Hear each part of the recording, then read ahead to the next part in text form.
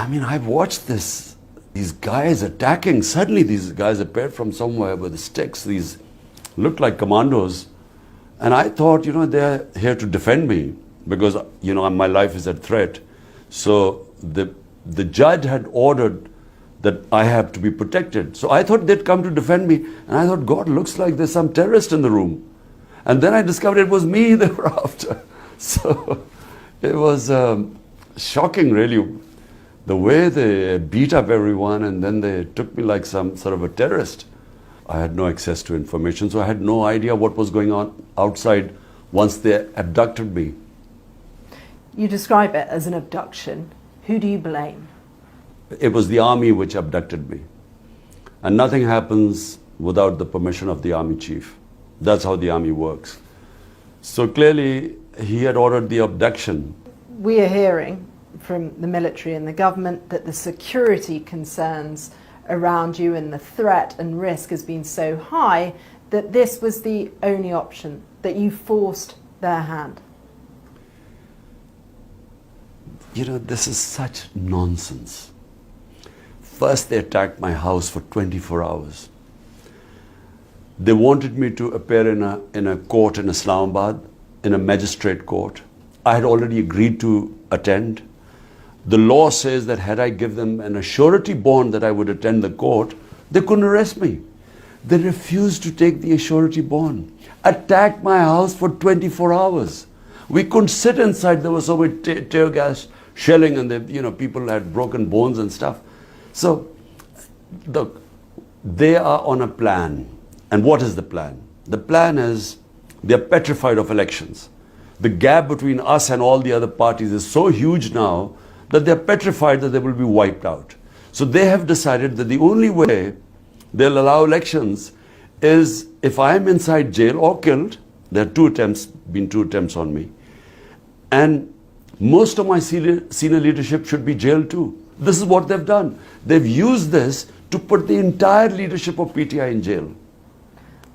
What will you do if you're rearrested? Because there is a very real threat with more than 100 charges against you that you could be.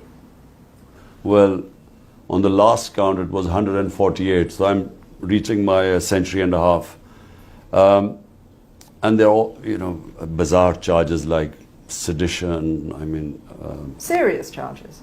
That I've...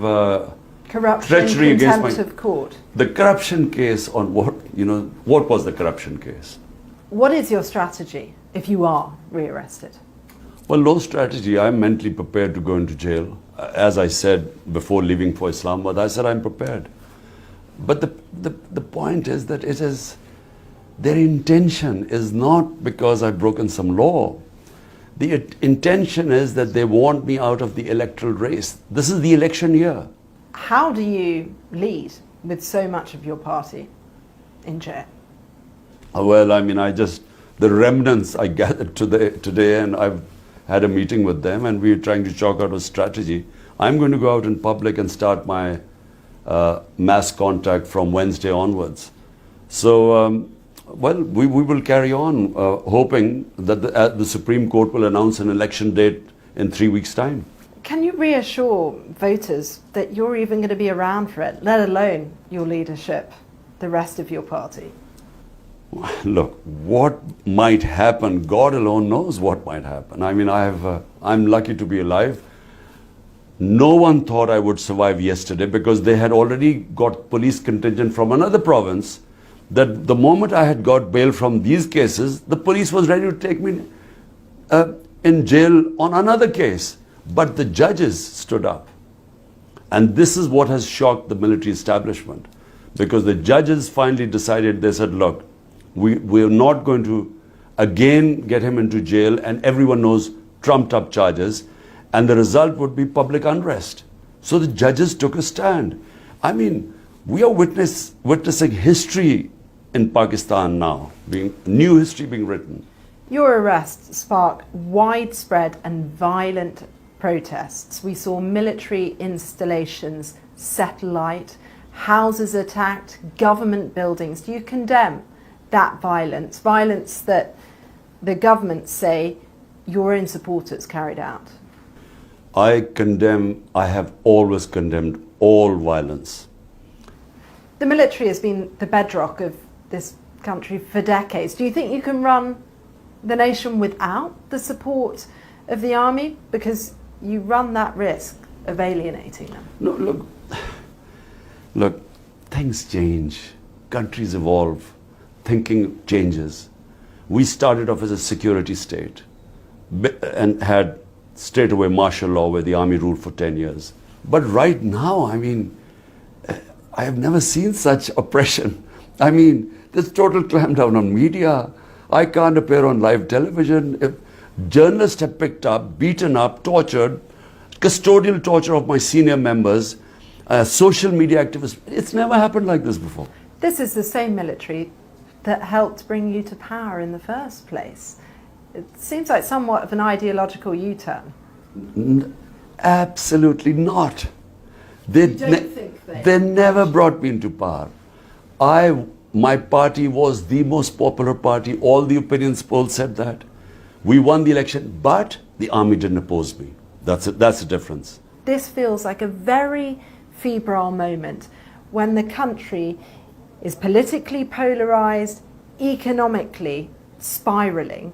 Voters want to see some hope. How are you going to cool things down and reassure them that politics is even worth voting for right now? Look, this is the election year.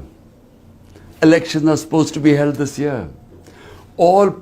If you want the solution to Pakistan's problems, they are elections.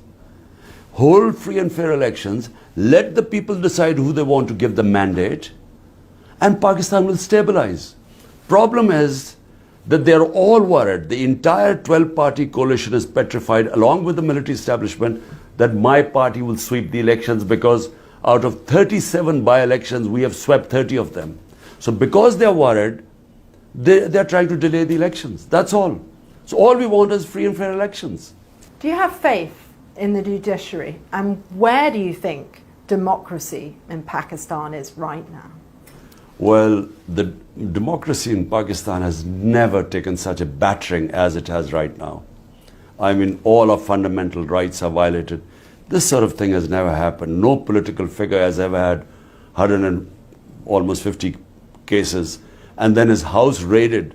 Once they attacked for 24 hours. Then when I was away, they threw an armored car, they broke through my door, raided my house. My wife was all alone by herself. It's never happened before. So democracy is an all-time low. The only hope we have is the judiciary.